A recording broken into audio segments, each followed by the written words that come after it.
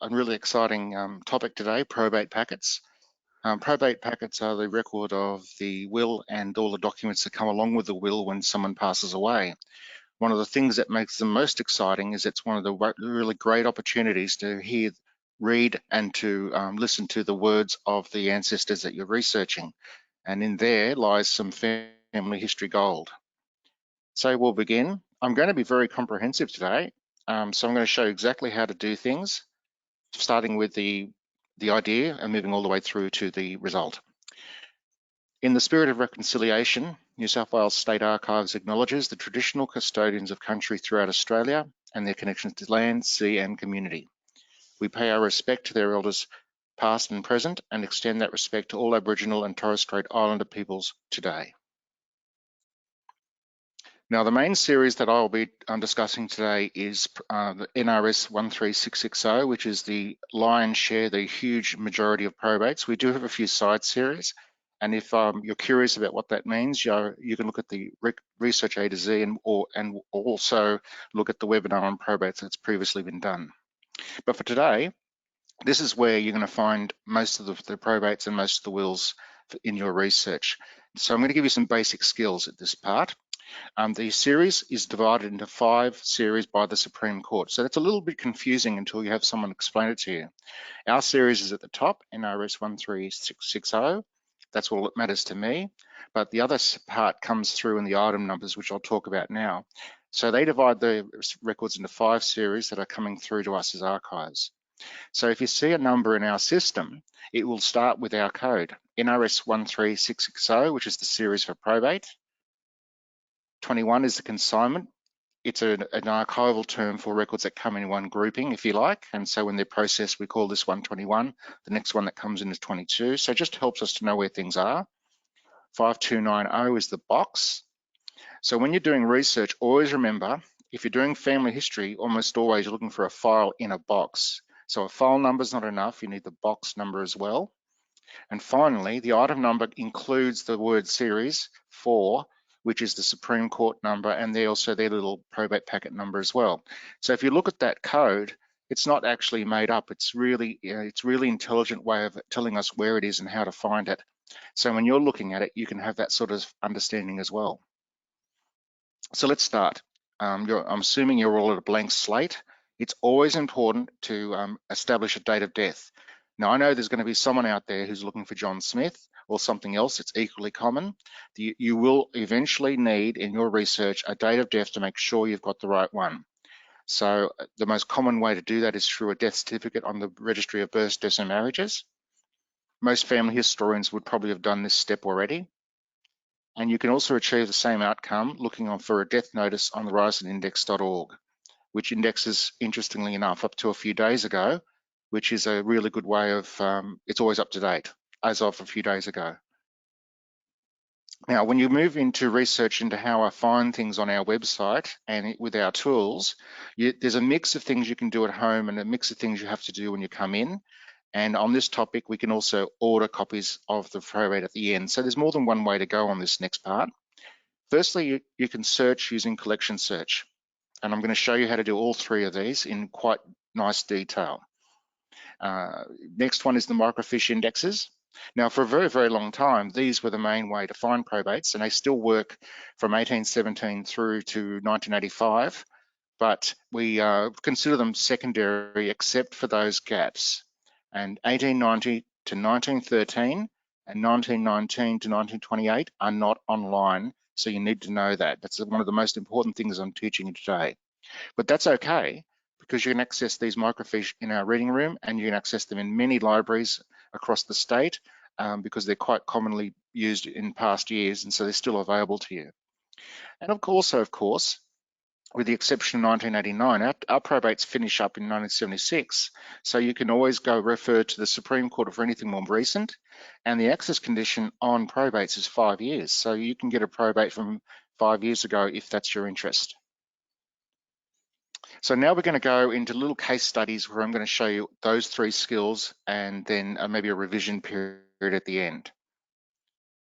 So using collection search, it's actually very simple. Collection search, I'll stop here because it may not be commonly understood, but we actually call this collection search, this box below the Sydney Harbour Bridge. If you're talking to an archivist, we may just rattle it off, collection search, because that's our common term. But it makes sense for you guys too, so why not learn it? Now I'm putting in the name I'm looking for, Harry Turan death.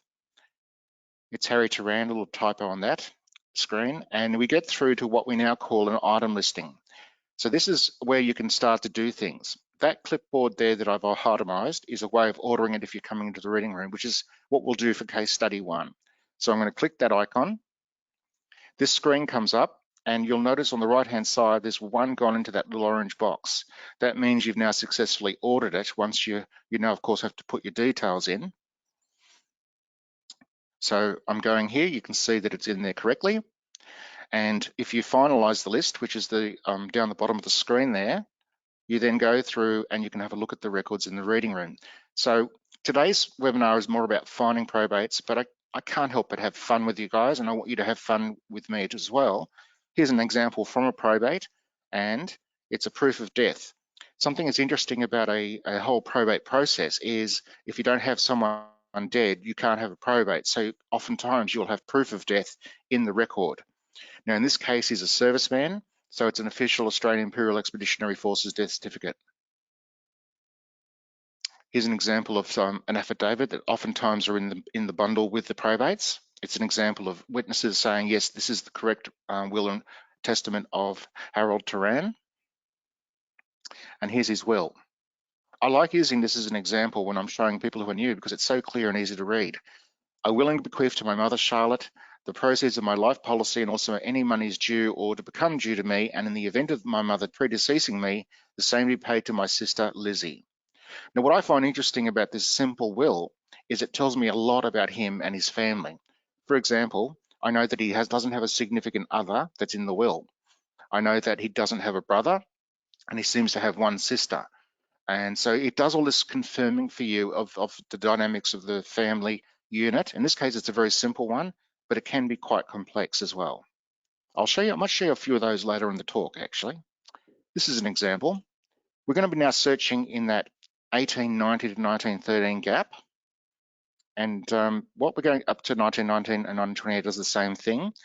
And so what we're going to do is we're going to go to the microfiche. I thought I would pause on this for a moment. Louisa Lawson is actually a fascinating person. She's the mother of Henry Lawson, but that's not what she's mostly known for. She was a poet in her own right, a writer, a publisher, a suffragist, and a feminist.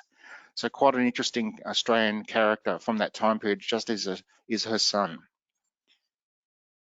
Now, when we go to the microfiche, we're going into the old school way of looking for things, but they still work, so there's no reason to retire them yet. When I'm helping people in the reading room, if anyone ever can't find a probate online in the period that we have them online, I always recommend they look on a microfiche because it provides several key advantages to you. For example, any list that's online, if it has a spelling error or a typo or any small misunderstanding of the original name, it can't be found, it's a 0. So if ever I think that someone thinks that they're concerned they can't find a probate, I always recommend they look on the microfiche, and then you're looking at handwriting, and literally it's up to the level of our interpretation. It's a second opinion. We can perhaps find the probate this way. Now for this period, it's our only option. So on the machines in the reading room, we can zoom in, and I'm going to zoom in on that section. And what you're seeing is pages of a book. I'm now going to zoom in on this section and on the page that I'm interested in.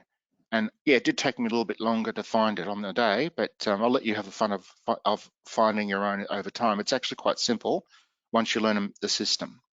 Now, I found the page that has Lawson. I now found Louisa Lawson. Okay, that's interesting. That's now got my attention. She died in Marrickville, Gladesville Hospital. Interesting, that's correct for the person I'm looking for. And now her date of death, which is a little hard to read on this screen, but it actually reads 12th of the 8th, 1920. One of the downsides of the fiche is that you can get difficult to read ones, but what's the saying for family historians? If it was easy, everyone would do it. So there we have a code at the end, which is actually a legal term. And no, we're not, as archivists, learning those terms, but we do pick them up over time. We also have a guide. And so I'm going to go to the guide and show you that this is the kind of thing we can give you in the reading room. It tells us that it's a reseal of administration with the will. So I'm not I'm not completely sure of that, except to say the administration is how the will be actioned. So the will was perhaps put in at a second stage, something's happened in that area, and it's been resealed, so it's still a legal document. So now we know that that first number there is her probate Supreme Court number. Because she died in 1920, I know from the first slide I showed you that it's in the Series 4 period, so we now know it's Series 4 106964. All those ticks under series, by the way, are below the number 4 at the top of the column. So that's something that we notice as we do the work in the archives, and you will too if you do more than one probate. So series 4 covers the vast majority of probates from 1890 up to around about 1976. So now I'm going to show you something that for the time being you would only do in the reading room, but very soon it will be online as well. So today is just a little primer. I'm going to the item listing for the boxes, and I want to find the box that has my will in it. Now the first item on the first column is the box, and the probate range is in the other part. Now if you look at her number, 106964, it is actually in this box. So now we have all the information to order in the reading room. Now in this gap period, you can't just click on things like we did with the first example. You have to go to this orange ordering box, go in, add item not in catalog, okay? But we have all the information now to do this, and so I'm teaching you really how to do level 2 research in an archive, and it applies to a large part of our collection that isn't online in the catalogue. So the first thing is, I've got the series on screen. I just go over there and put it up the top. I put the series name, probate of course. I put the item number, which is the Supreme Court number, into item. I put the box into, of course, the container or box number. And then I put her name. That's actually really useful for us when we retrieve records, because if we go to that item number and it's the wrong name, it does put red flags up that then we can try and solve it for you. But that's just like a verification step. Now, when you add this item, you will eventually come through to finalize request list page. And all you have to do is put your name, details, your reader's ticket number, the date of your visit. Don't forget to book for a spot in the reading room and hit confirm. And bingo, it will be available. If you're in the reading room and you do this, it'll take about 45 minutes. And now we'll go over a quick look, because the records are just the sideshow for today's talk. Louisa Lawson, you can see there's an example of how to write a will circa 1909, and it gives you an example will on the left. Cover letter to the will, notice the last will and testament example on the left page, and also it's dated in December 1919. It has full instructions. I find this page fascinating. I'd love to compare it to modern examples to see how they've changed. And in fact, I probably will do that in the next few days. And then her actual will, which is she's used the template that was given to her. Now, what's interesting for us is just a little, passing by curios, is we're now going to have a look at what she did.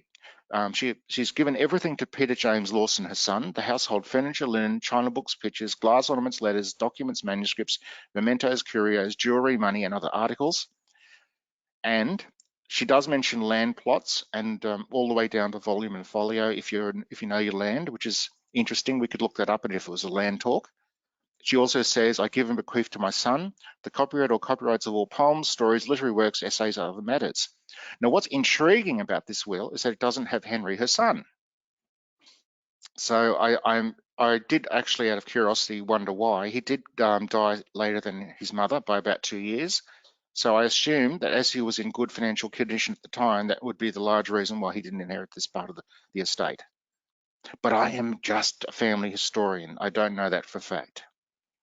So now we're going to do an example, the final one for the talk, on how to order a copy. Many of you aren't able to come into the reading room, or will choose not to if you get a chance. So we're going to have a look at a famous man, Charles Kingsford Smith. He was a pioneering aviator, which is going to be very important to his death because he died in the plane. So again, I'm repeating what we've already learned. I'm putting his name with the word death, Charles Kingsford Smith, death. The reason the word death works is because all of our probates have date of death in the description. It'll pick it up and it'll leave out everything else like divorces and so forth. We found it there. We've also got a deceased estate, which I'll leave for a later time because that's a different type of record relating to the death. But as we can see, I'm going to click on the item this time, and it takes us through to the item page. You'll notice at the top on the right, a little bit to the right, you'll see we've got all the same icons. I can order it, I can order a copy, and so forth. we're going to click the cart in order to order copy. So this comes up with a little descriptor page here, and I'm just going to click digital copy, which is my preference. I tend to like digital myself personally. Add to cart, and bingo, you can see it's now gone into that little orange cart to the right, which means that the finding part is over. It gives you a little price, which is important. And then of course, I could keep going, but I choose to place an order. And we go through to the checkout page, which is very, very similar to the finalizing page when you're making an order before. I stop here because this is your stage. You'll put your personal details in. If you hit continue, you'll go through to the payment stage, and the price tag is on the right-hand side. Always remember, nothing happens unless you hit the button at the bottom. Now we'll have a quick look at his will and see how it's different to the other ones. It's actually kind of, I think, nice, because he leaves the whole of his estate, both real and personal, of whatever nature, and whatever situate unto my wife, the said Mary Kingsford Smith, absolutely. So that tells me there were no children at the time. I'm not aware if he had children, but I'm assuming he didn't just from the will. And also there's no brothers and sisters that are competing for space. So these are just things that it's telling me logically. Now, what's interesting about the Kingsford Smith death is that we never did find a body. He was in a plane doing his last pioneering flight along the coast of Thailand, and he went in the monsoon. Now, they actually found the plane only a handful of years ago, but they've never found the body.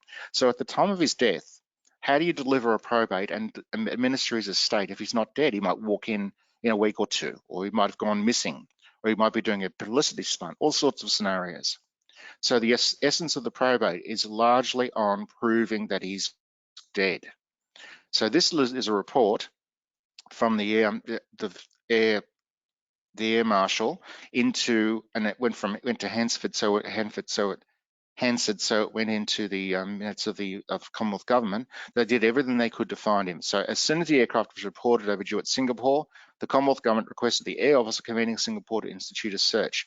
Now notice this is a Commonwealth document, but it's been put into the probate because it's evidence that they did everything they could to find him. This is a fascinating document, but we don't have time today. This is an example of leaflets that were dropped in Thailand so the locals could tell them if they knew of a plane crash. Turns out it didn't work, but it does prove that the people who were in charge of him were in a position to say, we presume he's dead because we've done a good job of trying to find him, which is the nature of this particular probate.